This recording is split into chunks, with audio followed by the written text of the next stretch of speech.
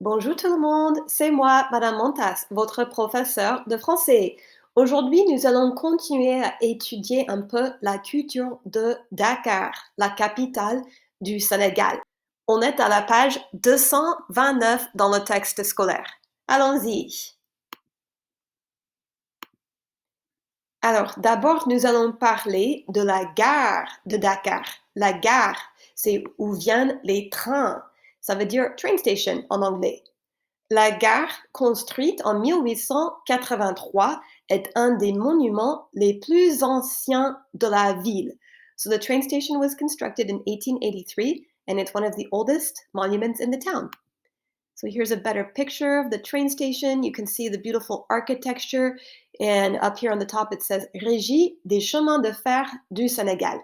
So it's the train station or the railway company of Senegal.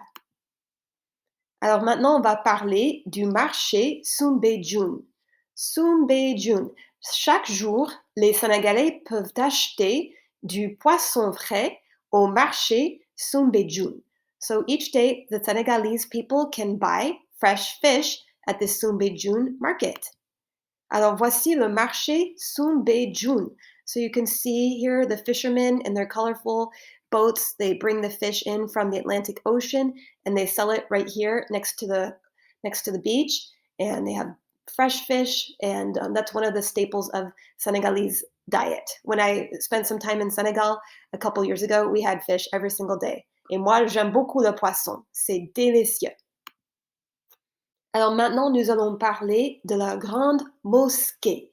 La Grande Mosquée de style maghrébin a été construite en 1964.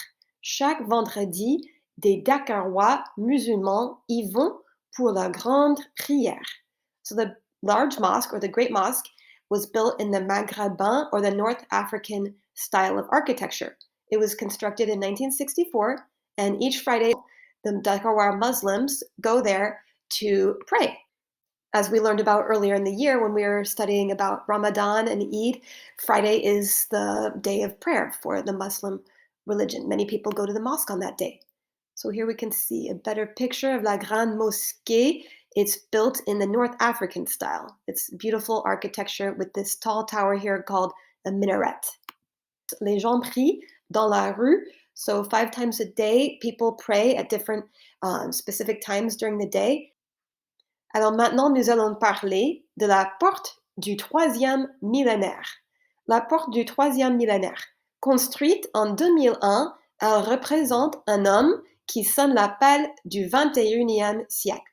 So it was constructed in 2001, and this monument represents a man who's making a call to the 21st century, ushering in the new century.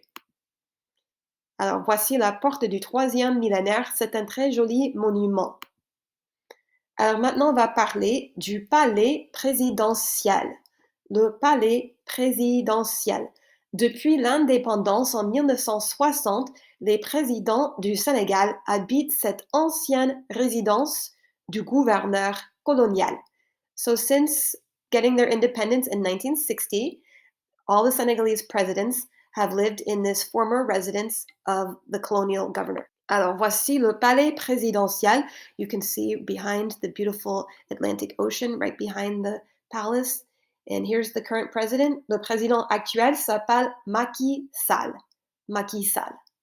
Bon, maintenant c'est à vous. On va répondre aux questions de compréhension.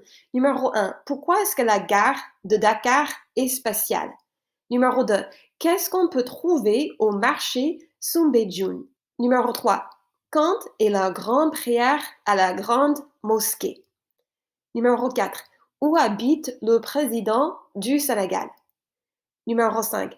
Que représente la porte du troisième millénaire? Allez-y, répondez aux questions s'il vous plaît. Bon, maintenant on va corriger vos réponses. Numéro 1. La gare de Dakar est un des monuments les plus anciens de la ville. Numéro 2. On peut trouver du poisson frais au marché Soumbédioune. Numéro 3. La grande prière est le vendredi. Numéro 4. Le président du Sénégal habite dans le palais présidentiel.